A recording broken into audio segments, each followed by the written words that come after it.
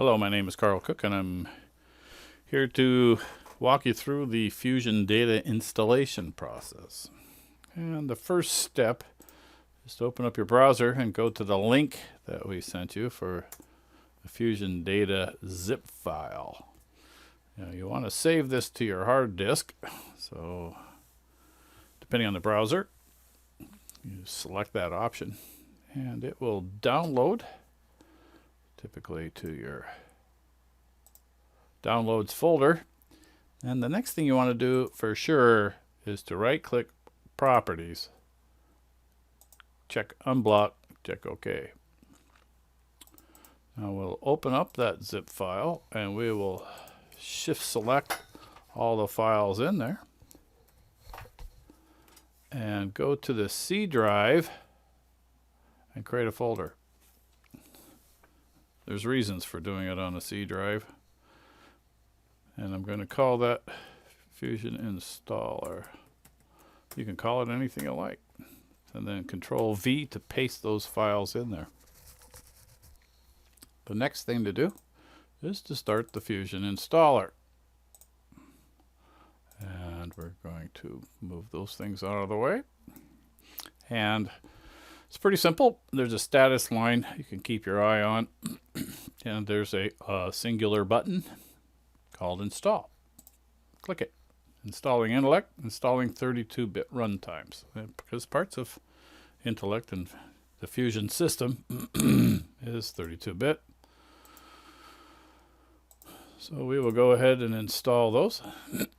Takes a moment as it copies the files and registers them. And now we're finished. Click Finish. Then it will go and move on to installing the 64-bit server, accept the agreement, and then enter the password that we gave you.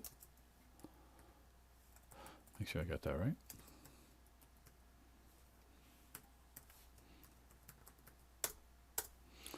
And let it install that. Sometimes we get some pop-ups from Norton, which are a bit inconvenient. Not sure that it does anything. It just says it's blocking suspicious activity. Now it went ahead and started the service, the Intellect service. Now we're on to the Fusion-Data setup itself. Provide the password we provided you. And it will install. App install successful. And then you can close this. And that's basically the process of installing the Fusion-Data application. There's a couple of places here. If you right click on the clock and go to Task Manager and then go to Services, you will see down here under Intellect, you'll see that there's an Intellect service running. That is the Intellect server running in the background.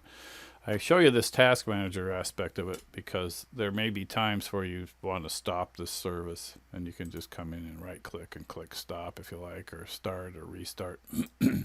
But you can see that that's running there. The next video will go into the use of Fusion-Data. This video was to show you how to install the system, and we're now successfully complete.